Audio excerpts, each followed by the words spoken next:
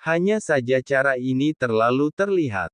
Namun, seorang mantan raja dikirim ke garis depan, dan sekarang Raja baru Taiksu, Tuan Su, mengetahuinya dengan baik. Bagaimana dengan dia? Mungkin Anda tidak tahu bahwa tabib istana Suqian sedang memutar otak untuk mendapatkan kembali tahta Taiksu. Semuanya ada dalam perhitungannya. Dalam keadaan seperti itu, master virtual yang berani menggunakan tanda tangan palsu untuk menandatangani dokter kekaisaran bukanlah orang yang baik. Bahkan dikatakan bahwa seluruh manajemen senior Taiksu mengetahui bahwa Suqian Taiyi ingin merebut kembali tahta. Tapi selain Su Lord, dia adalah orang terkuat kedua di Taiksu.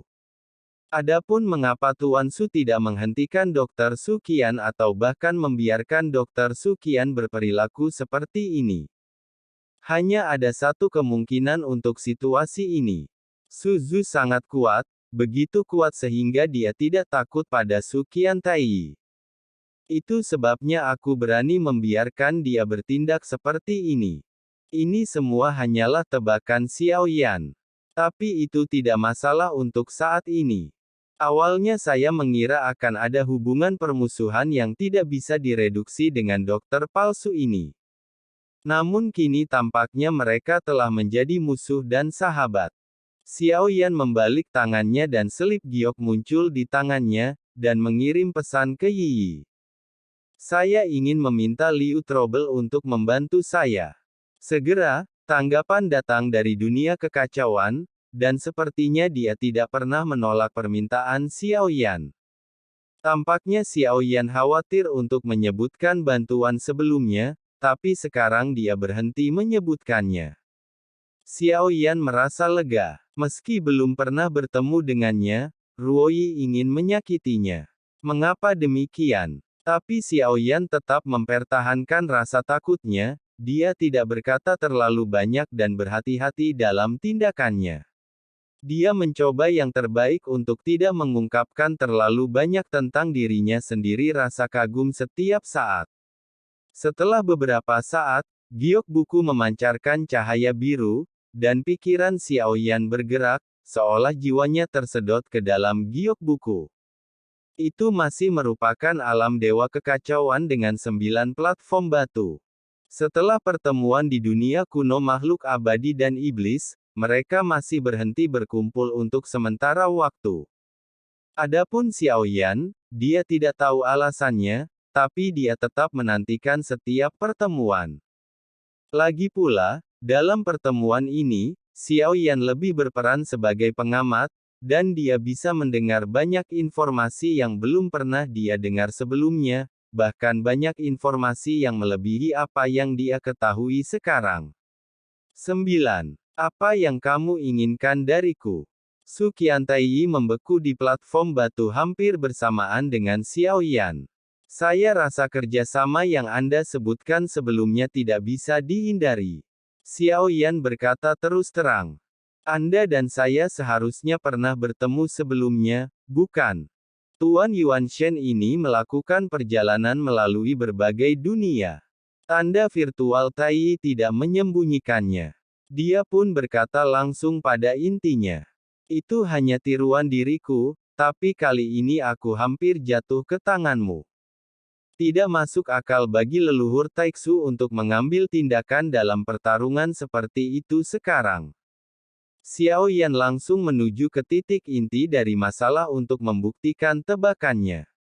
Apakah Anda sudah lama terjebak di level kelima? Tuan Taiksu Anda jauh lebih kuat dari saya. Jika Anda tidak bekerja sama dengan saya, apalagi mendapatkan kembali tahta itu tidak mungkin, Anda akan diperlakukan sebagai umpan meriam dan mati dalam pertempuran ini. Ketika Xiao Yan berbicara, dia sangat tenang dalam setiap kalimat dan berbicara dengan kecepatan yang tidak tergesa-gesa.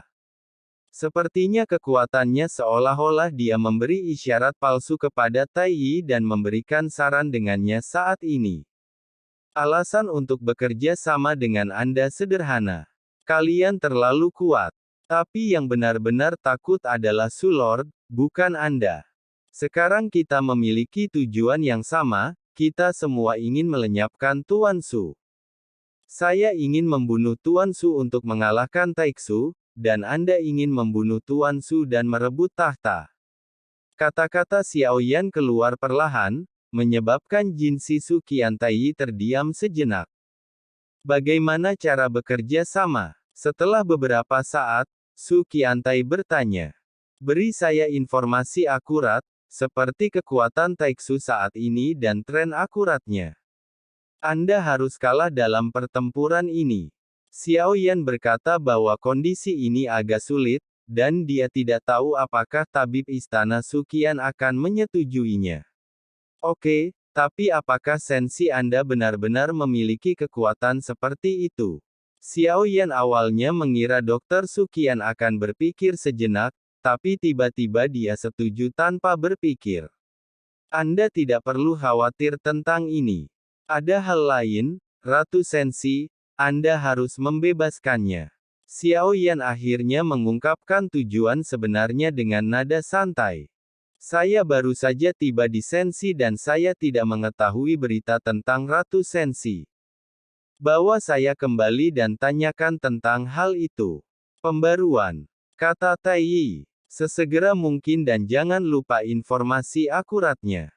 Xiao Yan melanjutkan, sepertinya menganggap tabib istana Suqian sebagai penunggang kuda, dan kekuatannya tampaknya lebih unggul darinya. Bolehkah saya bertanya apa kekuatan Anda saat ini? Kekuatannya dipertanyakan. Kamu memang sangat lancang, dan aku tidak akan menyembunyikannya darimu. Aku memang tidak sekuat kamu sekarang. Tapi ini hanya sementara. Seharusnya Anda sudah menebak identitas saya, jadi tidak perlu diragukan lagi. Oke, itu saja untuk saat ini. Mari kita tunggu kabar baik Anda. Xiao Yan melanjutkan dan berkata bahwa dia akan ketahuan jika dia berbicara terlalu banyak. Jadi tidak ada salahnya mengatakan sesedikit mungkin. Lalu jika Anda mendengarkan saya, menyingkirkan master virtual tidak akan terjadi dalam semalam. Belum terlambat untuk membicarakannya setelah menyelesaikan masalah terlebih dahulu. Saya memiliki masalah mendesak yang menunggu kabar baik Anda. Setelah Xiao Yan selesai berbicara, dia meninggalkan alam dewa kekacauan tanpa menunggu Dr. Suqian terus mengajukan pertanyaan. Kemudian pikiran Xiao Yan menarik diri dari domain kekacauan, dan dia menarik napas panjang. Bagaimanapun, ada kesenjangan kekuatan yang sangat besar di sini, jadi ini bukan konspirasi, tapi dia benar-benar ingin bekerja sama dengannya. Namun, Xiao Yan menyembunyikan sedikit tentang kekuatannya yang sebenarnya. Setelah melakukan semua ini, Xiao Yan hanya menutup matanya. Prioritas utama saat ini adalah pulih secepat mungkin. Sekarang mereka berada dalam pusaran air. Meskipun mereka telah mencapai konsensus dengan Su Qiantai untuk saat ini, orang yang mengendalikan Taiksu sekarang jelas bukan Dr. Su Qiantai. Tapi ada orang lain, jadi Xiao Yan tidak bisa mengabaikannya dan harus menemukan alam dewa kuno sesegera mungkin. Tahukah Anda apa yang terjadi hari ini? Di mana Raja Tianzang? Tidak mungkin semua orang ditangkap seperti ratu. Setelah sekian lama, Xiao Yan akhirnya mendapatkan kembali energi dan darahnya yang dulu.